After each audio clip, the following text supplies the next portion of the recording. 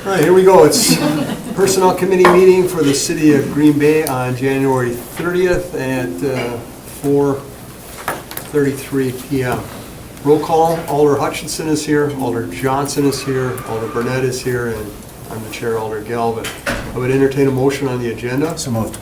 Second. All those in favor say aye. Aye. Aye. Any opposed? That passes unanimously. Entertain a motion on the minutes. So moved. Second. All those in favor say aye. Aye. Aye. Any opposed? That passes unanimously. On to regular business. I would like to,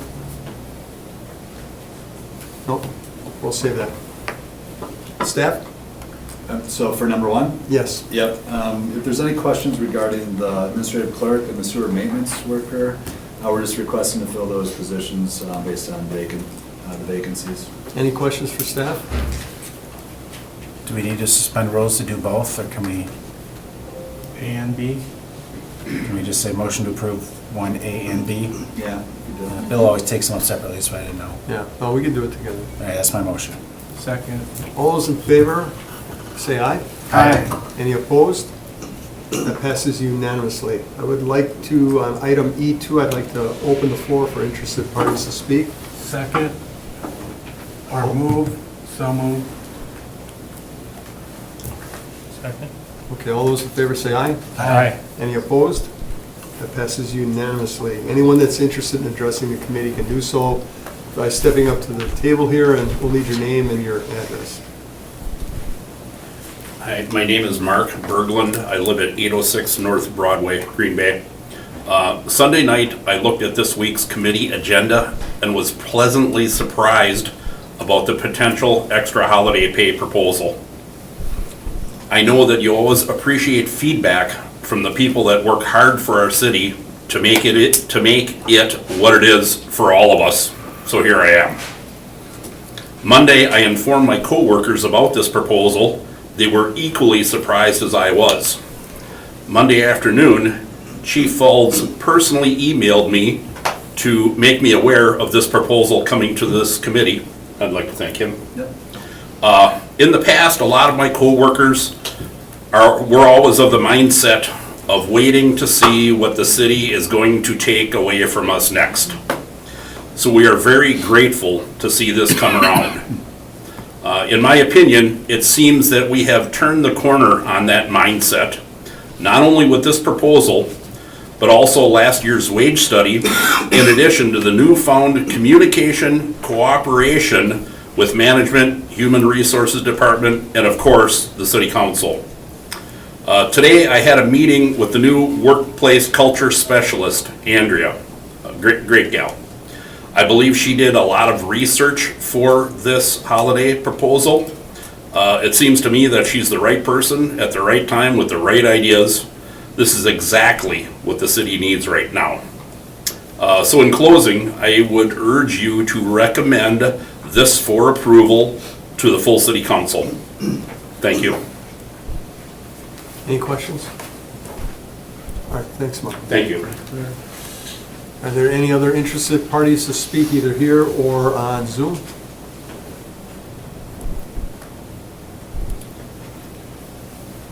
Move to close. Second. All those in favor say aye. Aye. Any opposed? The floor is closed. All right, does anyone have any questions for staff on this? Alder Johnson. Just a couple, Chief Fulds. Christmas Eve and New Year's Eve, I was actually surprised to learn that we only had half days there. Those make a ton of sense to me. The one thing that just, obviously, you can go, it's possible to go too far on some of these. And I'm not saying this policy does that, right? But I just want to understand. And so as I was looking at the community comparison, clearly we're lagging behind on again, New Year's Eve and Christmas Eve, and that one does make sense. One thing that wasn't immediately clear to me, though, is the total number of floating holidays. It seems like Green Bay's pretty heavy on that end compared to our counterparts. Can you just speak? I mean, we have 5, and it looks like I mean, that policy is not included, right? So we're at a disadvantage here. Can you explain what our floating holiday policy is, who benefits from it? How is that structured, and how does it compare to our neighbors? Sure, I just want to clarify too, I think, so we have 3 personal days. We have on the books 1 floating holiday that I'll address, but I think it's possible that like Fond du Lac right above us in the spreadsheet has 5. So maybe I Yeah, follow that's that okay. line Yeah, across. but Yeah, I and can that's what I'm speak- just saying, like, I think we just need to understand, because the Yep. policy that you gave us didn't include that piece. Yep, so Yeah. we have 1 floating holiday that's on the books, and this past year, the DPW, because we had 1 floating holiday for DPW employees, and the union, I believe, approached management and asked that in lieu of having the floating holiday and having the day after Thanksgiving be a floating holiday, they actually just want that day off, and then if people work, they get holiday pay plus overtime. So they don't even have a floating holiday anymore. So no one has floating holidays. But the personal days, I think, are very similar to the floating holidays that you see in here. So we have 3 personal days. And I think for the most part, I can say that generally speaking, if you see a floating holiday, that is the same as a personal day. But I do believe there might be a couple that have both floating holidays and personal days, but I haven't verified that. So when you look at the personal days in our holiday schedule, it's about 11 and a half days off total, which I think is the average when you look at all of these municipalities. So I think we're right in the middle. Okay, and that's what I really needed to, because again, it just wasn't clear, right? What is our comparison for total? The, why did DPW have a different arrangement, I guess, than the rest of the folks? You want to speak to that? Certainly. Unlike a lot of other departments, obviously, protective services are handled by their own contracts. But unlike a lot of the other city departments not covered under those contracts, we have services that have to be provided on those days. Our employees can't take them off. So in recognition of that, they were given a floating holiday that they could use anytime during the course of the year. It was primarily geared towards sanitation section and the mechanics, who obviously have to be on duty when we have heavy equipment on the street. What we found was it was a difficulty in administering that floating holiday, because folks would put in for a floating holiday, change their mind, retract it. From an administrative standpoint, it was nightmarish at best for us to administer. So in conversations with our labor association, they came to us and said, you know what, this really isn't working for us either. Can't we just be treated like everybody else in the city, where the day after Thanksgiving is no longer, because that was where it was, when I started in 2007, day after Thanksgiving was a holiday. That was incorporated into the holiday schedule with some of the revisions that have happened in the past 17 years. And in recognition of the fact that DPW had to work, then operations, and it was only the operations division. Parking doesn't get it, engineering doesn't get it, admin doesn't get it. It was provided to the operations section only, but it was primarily geared towards the sanitation, the mechanics, and some of the building maintenance technicians, formerly known as our custodians, who have had a 24/7 rotation back then. As the workplace has changed, the BMTs no longer have that 24/7, 365 coverage any longer. Sanitation still does have to work on that day after Thanksgiving because they have Thanksgiving off. They're really the only section that was being adversely impacted by it. The streets guys started en masse requesting the holiday itself as their floating holiday. Or utility section has been doing that for years. So they just felt it would be easier administratively and more consistent with the rest of the city, other departments, to have it on the same schedule. So what we do is everybody gets the 8 hours of holiday pay on the day after Thanksgiving. And like any other holiday, if you are required to work on that, not only do you get that 8 hours of holiday pay, but then you're paid 2 times rate of pay for any actual hour work or hour reporting. Okay. Appreciate that history lesson. Well, it's good to have for us, right, to have Right. that perspective. The one question I would have is, and this is more just informational, because I think we should know, if a crew is called in that, normally it's a work day, let's say, let's pick Martin Luther King Jr. Day, easy, right, full day. Normally, that's a work day right now. Let's say it snows. We gotta bring a crew in now. If this is granted as a holiday, are we paying time and a half, double time? Double time on those days. So there is a potential cost impact for any of these days that we would add on.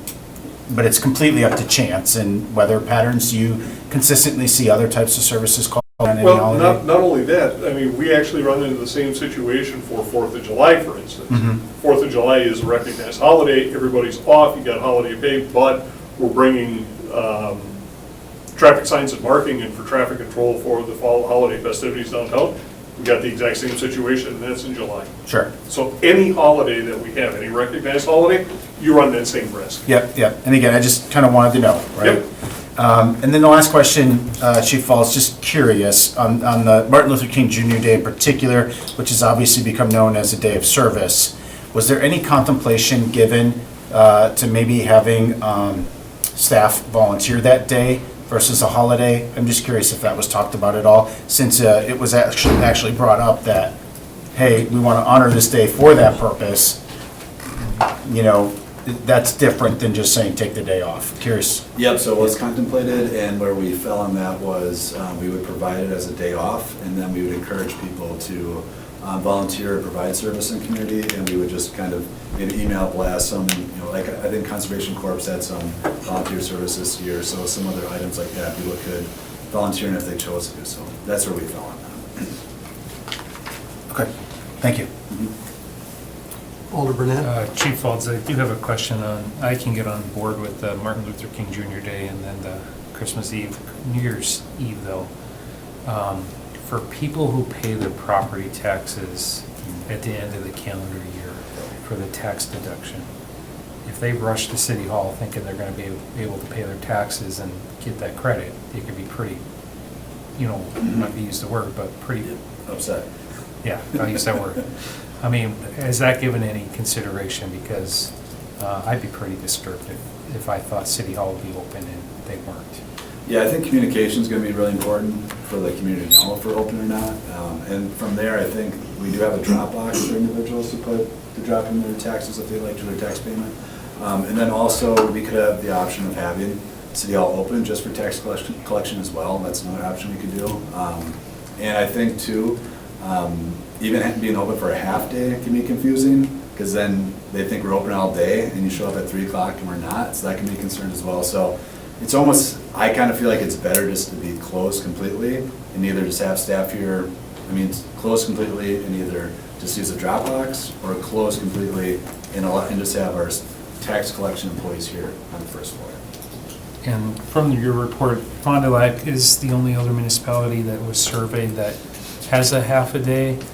53% have the full day, so it's not, for this particular one, it wouldn't be out of the norm for us to continue in the practice that we are currently operating, that we're open half a day on New Year's Eve. That's the only the one I'm really conflicted about. So, that's all. Any other questions? All right. Entertain a motion? I mean, I'll make a motion, I don't know if it'll be approved, but I'd like to make a motion to approve with the exception of the full day off on New Year's Eve.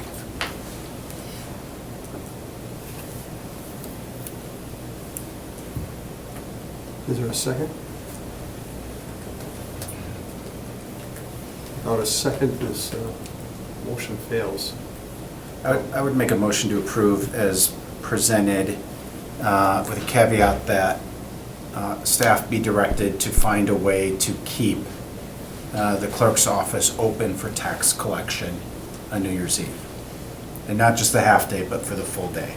I feel like that's something that we can accomplish with our hourly workers. I think so. I think that could be worked out. Yeah, because I do think Alder Burnett makes a very good point on that front, because I did actually hear from a couple people who came, not even realizing the half-day issue. And so I do think that's a pretty important tax impact for a lot of people. Yeah.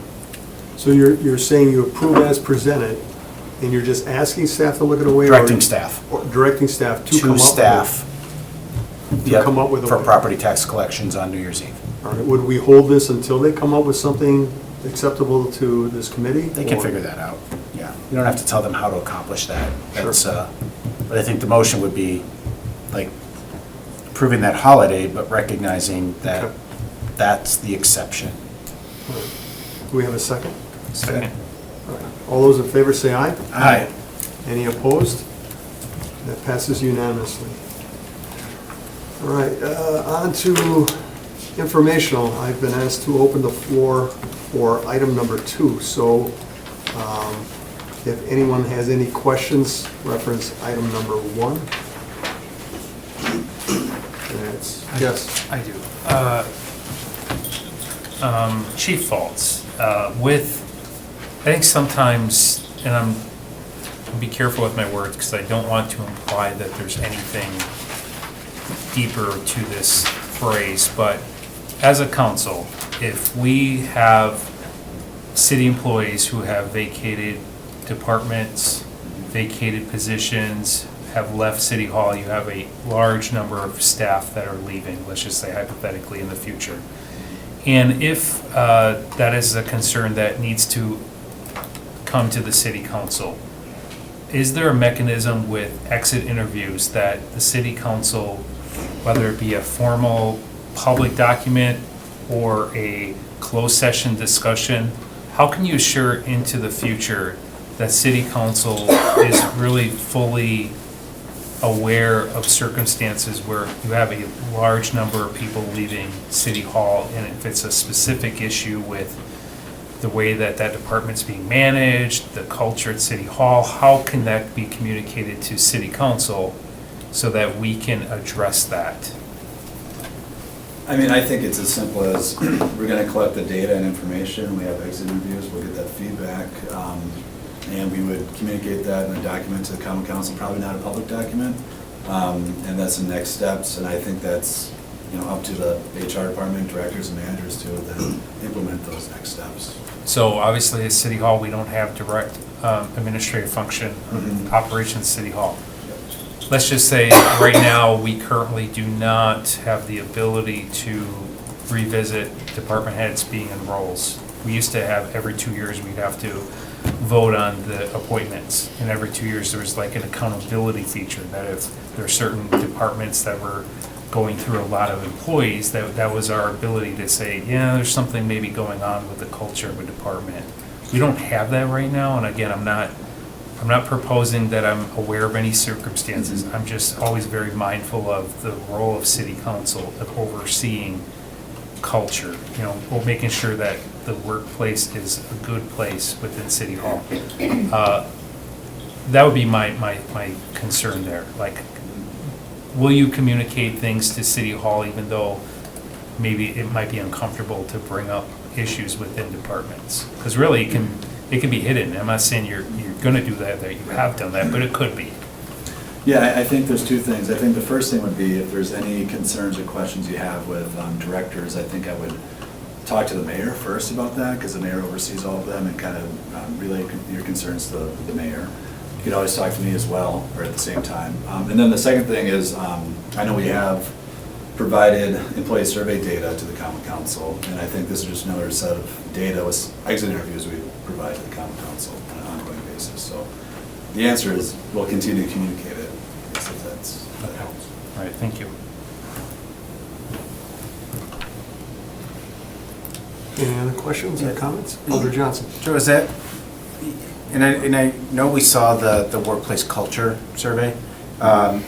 Is that an occasional thing, or is that something that we consistently do? So I've kind of tried for every other year, so we're gonna be doing that survey this spring again. Okay. And what I'm getting at with that too is, if it's something that's consistently done, where, this body could have that show up as an annual item, and then having the aggregate exit survey data presented to Personnel Committee on an annual basis, I think, to Alder Burnett's point, that would help, make sure that, there's nothing going on that council's not aware of, because there's nothing worse for us than being caught blindsided, that there's a problem, we didn't know anything about it, but also still giving, obviously, the administration the latitude that they need to manage day-to-day functions. So it becomes more of a strategy discussion really at our level, right? Yep, I agree. And also to be clear, there's times where, you know, if people don't communicate their concerns to staff, you know, it's hard for us to address it. And sometimes people don't, and then they might communicate it to you and we're not aware of it. That has happened. So when you do that culture survey, is that something that we build and execute? Is there any reason that couldn't be done annually? The only reason why I feel like it's done every other year is because I think employees kind of get fatigued from over-surveying. It's kind of a lengthy survey. I've actually been trying to survey more often, but just less, like a shorter survey. So this you is tried to kind do a of- survey to determine how often people want to be surveyed? Right, that'd be good. So that's the answer. It's just, I think we don't want to over-survey. Okay, I was just curious. And then I guess another part of that too is we have a health and well-being survey we do every year. Is that every year? Every year. Yeah, I think once that stuff's done, I think having a consistent schedule where we present, again, the aggregate data, Yep. right? I think it would be helpful for council. Right. All right, so this is mostly a receive and place on file. It's not even that. Right, so I'm going to go on to item number 2, report of the routine personnel actions, and I will ask if someone would make a motion to open the floor. Motion to open the floor. Second. Okay, all those in favor say aye. Aye. Any opposed? That passes unanimously. The floor is open for any interested parties to speak. Mark Berglund, 806 North Broadway. In the past, I've come before you already and have talked about the December 1 performance reviews. This review is when the worker is eligible for a step grade raise or a performance raise. Per this committee agenda reports, from October 24th of last year to January 9th of this year, there were 115 total December 1st reviews. These people that have the December 1st review are the ones who have been hired by the city prior to the 2017 wage study. These are your longest serving, most experienced employees, yet they have to wait till the 12th month of the year to get a raise. Everyone hired after 2017 wage study gets their review on their hire date or 6 months after their hire date if they were hired on step 1. I'm just asking you to please don't overlook your longest term, most experienced employees, and maybe you can look at making those 115 reviews happen on their original hire date. That would benefit many, being that most would be moving their review date forward, and a few, regrettably, would be moved backwards, but only if they were hired between December 1st and December 31st. So, I'm just thinking, there's, we're talking about the people that have worked here the longest, the people that have the most experience. They've got to wait till the end of the year before they get their performance review and a raise. And don't get me wrong, we appreciate the wage study this last year. It did a lot for a lot of people. We knew it wasn't the end-all be-all for everything. We knew that there was going to have to be some adjustments and some other things to look at. And in my opinion, I think this is one thing that maybe should be looked at. Just so your long-term employees got to wait last in line to get their review. So, thank you. Would you like to, yes, Alder Hutchinson? Maybe it'll be a question for Joe, actually. All right, and does anyone else want to address this or speak to this, either here or on Zoom? Motion to close the floor. Second.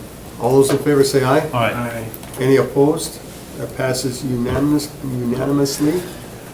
Alder Johnson? Joe, when we passed the raises, there was a leapfrog section in there. I thought that was meant to address this. Can you speak to that? Did it not do what we thought it was doing? So, Mark is correct that there is our numbers are about the same too, about 100 or so people that are December 1 dates. And just recently, this first month of the new year, we looked at all of them, and about half of them have leapfrogging issues where junior employees would have gotten raises before them or leapfrogged them, for lack of a term.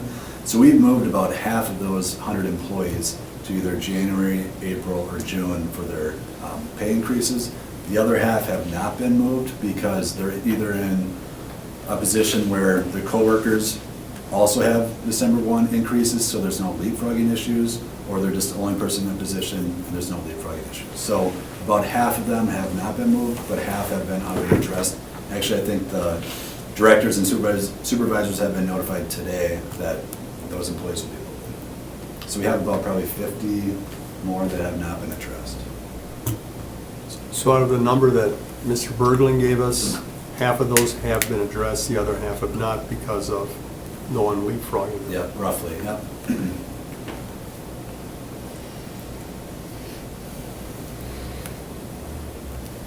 Any comments or thoughts? It's not an action item, so. It would be, I think, prudent to do what we've been asked to do, is look at using their hire date for those that remain. I think that makes sense, so I think down the road, maybe before next year, we can address that. It'd be kind of nice to know what the impact would be. Okay. Yeah, and I mean, at this point, it's not an action item, so all we can say is, hey, Joe, you want to look at it? Yeah, and, I can also let you know that we did, think of, maybe moving those individuals to like September. And I think maybe one of you mentioned this, that, maybe moving off to September this year and then up another, a couple months the following year. So that was another option to look at. So I think we have those numbers. And we could also look at if they go to the same date, or their higher date as well. Would you prefer one of us to put a communication in on this, or? No, we can bring it to the next personnel. Hopefully the next personnel meeting, if not, the final one after that. And that'll be February 22nd, I believe. All right, good. Sounds good. All right. So our next meeting is February 27th, 2024. I'll entertain a motion to adjourn. So moved. Second. All those in favor? Aye. Is anyone opposed? Okay, that passes. All right, thank you very much.